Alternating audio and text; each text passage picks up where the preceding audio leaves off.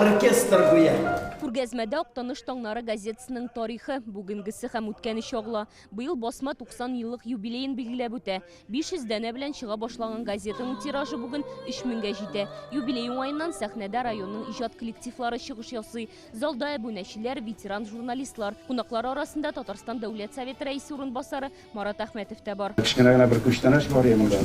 Кем җитәкчебезнең? Уңыш эшләр телим барыгызга. Хәзер район газетасы хезмәткәрләре заманча шартларда эшләячәк. Бүген монда Актаныш таңнары матбугат үзәге ачылды. 1973 елда төзелгән бинага беренче тапкыр капиталь ремонт ясалган. Эш шартлары белән Марат Әхмәтов, Айдар Сәлим Гәрәев, Шамил Садыйков та танышты. Биредә бик матур шартлар тудырылган капиталь ремонттан соң бу матбугат үзәгенә эшчәнлеген тагын да яхшырак кылачларга алып бару өчен һәм районнан аның халкының яшәү рәвешен, тормышын, биредә бара торган матур үзгәрешләрне, башкаларга үрнәк булырлык шундый өлгеләрне республикабызның башка төбәкләренә тарату өчен һәм республика халкына таныштыру өчен бик күп матур шартлар. Безнең татар журналистик хәзинә Актаныш районы.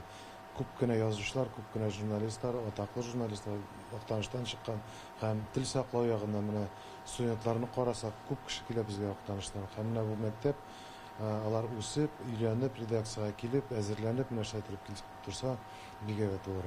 Монда җирле телевидение урнашкан, журналистлар сайт һәм газета чыгару белән дә шөгыльләнә. 10 ел тукталып торганнан соң радиода кабат үз эшчәнлеген башлап җибәргән. Зданиедә яңарыш булды һәм безнең үзебезнең коллективта да, безнең эшчәнлектә дә яңарыш булырга тиеш. Без инде үзебезнең халык белән эшләргә тиешбез. Безнең күп кенә проектлар бар, балачак балалар белән телевидение ягында эшләсе бар. Актанышның казанышлары һәм проблемалары турында исә узган елгы эшчәнлек нәтиҗәләренә багышланган йомгаклау сессиясендә сөйләштеләр.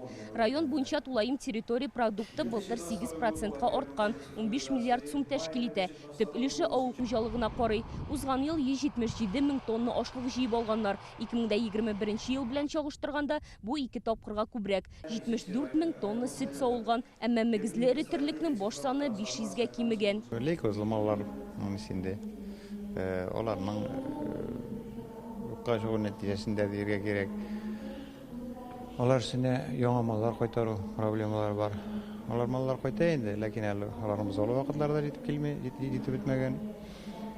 Шул мәсьәләләр өстендә эшләрсе була. Крестьян ферма хуҗалыклары теге лесное подсобное хозяйство күчкән чакта да инде аның баштан икенче төрлегә үзгәрә.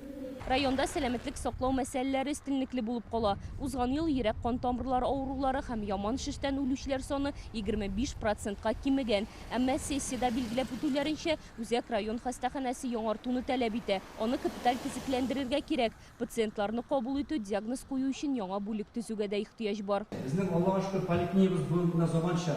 2018-дә, 2020 елда капиталь ремонт эшләре башланды. Икенче этабы фермаларның сында бергә ашкан иде.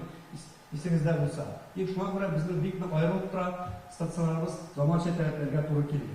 Марат Әхмәтов демография һәм миграция мәсьәләләренә дә игътибарны юнәлтергә киңәш итә. Хәзер районда 28 мең кеше яши. Бер ел эчендә 400-гә якын кеше авыл җирлекләреннән күчеп киткән. Бу күрсәткеч буенча Актаныш 20 урынга аска төшеп, хәзер рейтингта 32-нче позициядә тора. Республикада сөйләп торган 3 миллион квадрат метрдан артыграк булган мәйдандагы торак төзелешенең 80%-ы Казан һәм Казан тирәсендәге 3 районда һәм Чаллыда. Булай булганда, әлбәттә, киләчәктә дә безнең авылларыбыздан яшьләребез китәчәк, авыл картая барачак һәм әле бу миграция әйберләре безнең киләчәктә дә әгәр дәүләт аңына килеп бу мәсьәләгә күбрәк игътибар бирмәсә, безнең киләчәктә яңадан да авыррак хәлгә калдырачак. Инвестицияләр җәлеп итү, кече һәм урта бизнеска ярдәм чараларын карау, халыкның тормыш сыйфатын яхшырту. Республика җитәкчелеге исеменнән Марат Әхмәтов Актанышлар алдына шундый бурычлар куйды.